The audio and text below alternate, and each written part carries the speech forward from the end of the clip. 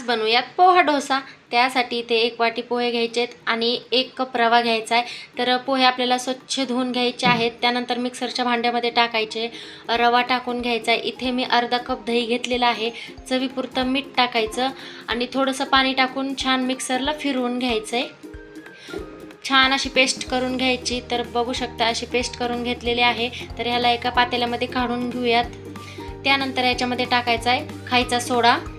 व्यवस्थित हलवून इथे 10 मिनिटासाठी आपल्याला तसंच ठेवून द्यायचं आहे। त्यानंतर तवा गरम झाला की तेल टाकायचं आणि हे बॅटर आपल्याला टाकून घ्यायचं आहे। जास्त पसरवायचं नाही, हलकंसं हाताने पसरून झाकण ठेवून अर्धा मिनिट आपल्याला भाजून घ्यायचं आहे। बघू शकताय एक साईडच भाजायचं आहे।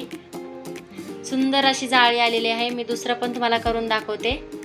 हे बघा थोडं जाडसरच ठेवायचं आहे। किती छान जाळी झालेली आहे बघू शकताय।